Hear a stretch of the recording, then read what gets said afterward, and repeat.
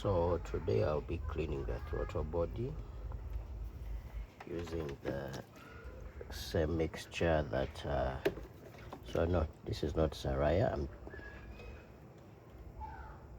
just using the bottle. It contains a secret formula that I came up with after a lot of research with my friend ChatGPT. Actually, I used this to do a piston soak. I soaked all four pistons. The reason I did this is that these EA888 engines are quite notorious and well known for burning oil. So yeah, if you have this engine, I am sure you're burning oil. So just let you know that I actually came up with a solution that has good results at the moment. So basically, these engines had a design flaw from factory. This is the second generation EA888. And how you know it's the second generation is you have the oil filter here.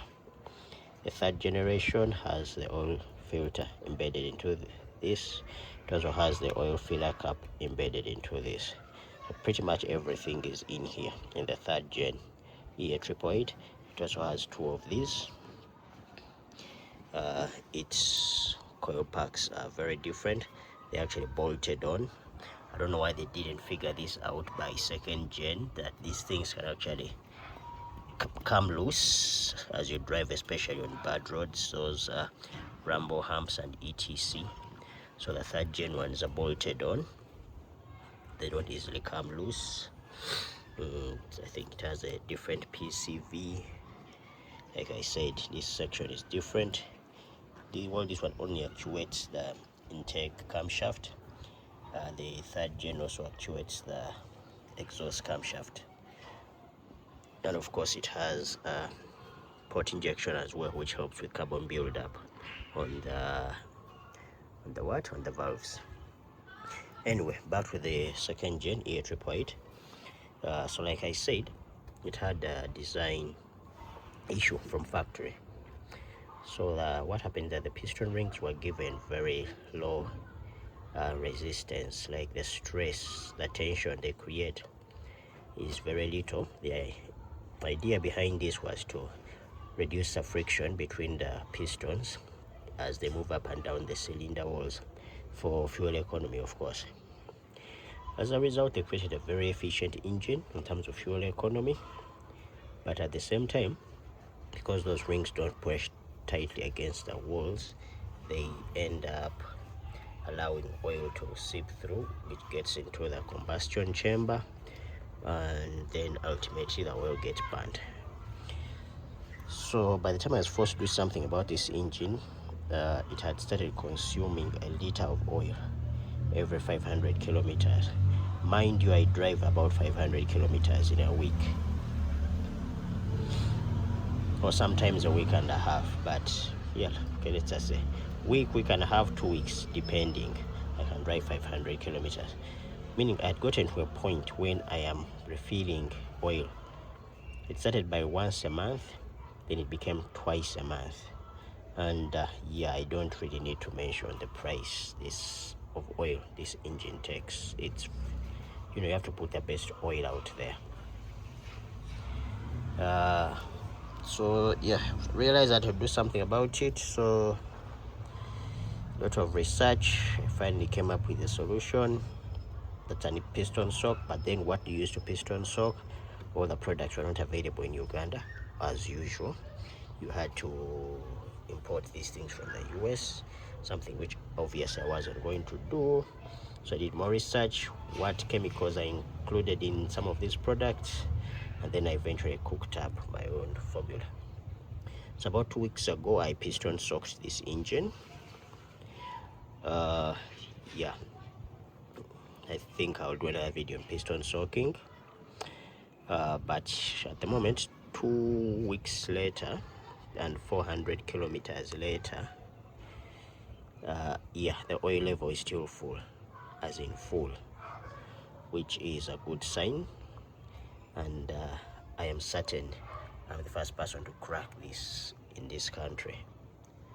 Most people tell you, oh, it's a PCV. Yes, the PCV can be responsible for this as well, but chances are it's not the problem. This is just a normal maintenance part. It has to be changed every couple of 100,000 kilometers. Costs about 250,000. So pretty much the same price range as spark plugs or coil packs or whatever. So it is maintenance part. If you don't maintain it, yes, it will start. It's one of the reasons your engine will burn oil, because then it will not function. It will create a lot of pressure, and as a lot of pressure, a lot more oil will be sucked into the intake, which goes through this, which then goes back in, and then it gets burnt. This will also lead to carbon buildup and so many other problems. So yes, replace this part routinely. What else? So yeah, this is a new PCV. This was replaced a long time ago. Of course, the coils were replaced, new spark plugs, genuine NGKs. I did this part last week. Of course, I did service after the piston shock, original VW Audi filter. So today, like I said, I will be cleaning the throttle body, throttle valve. This is the intake from the turbocharger. So I've already taken it off, as you can see. So yeah, I will be cleaning inside this using the same magical formula that I used to piston shock. Give me a comment if your engine, if you have an EA888 that is actually taking oil. There's so many cars that use this engine, especially those of you that have the VW Tiguan. Yeah, that very common one, the 2-liter TSI. That one has this very engine, and yes, I know you have oil problems. So give me a comment, we can get in touch and we can sort out your oil burning problems.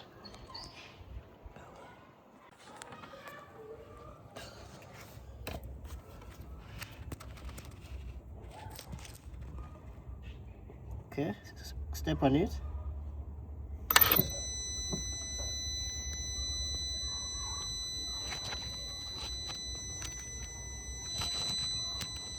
Okay, remove your foot.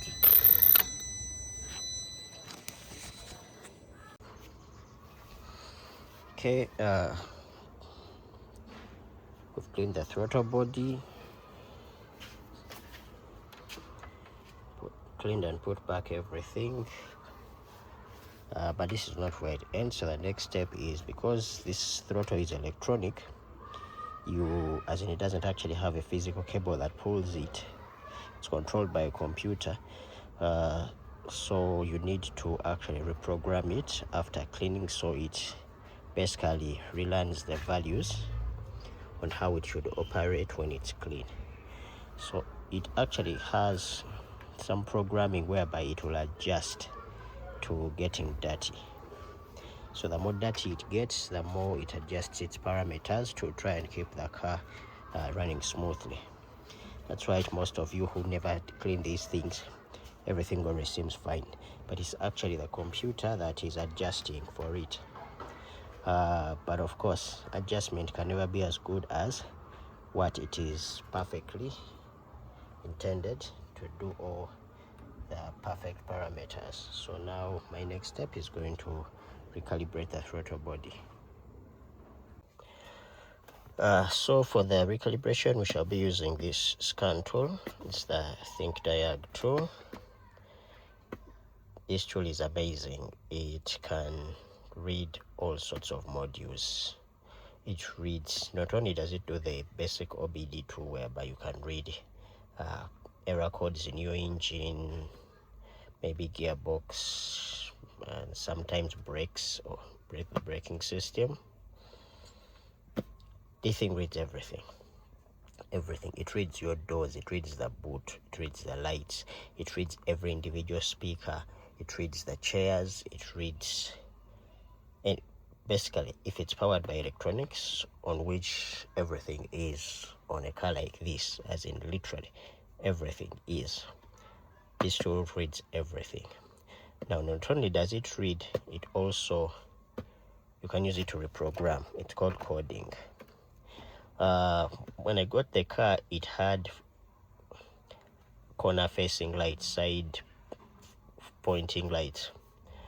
These are supposed to work such in case you're steering left, it should, turn on the light that faces that side so that you can actually see into the corner before you turn.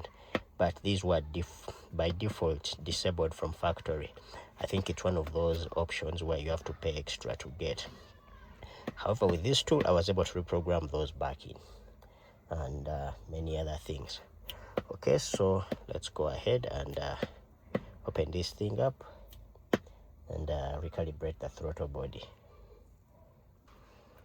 So this is how it looks. Very nice carry bag.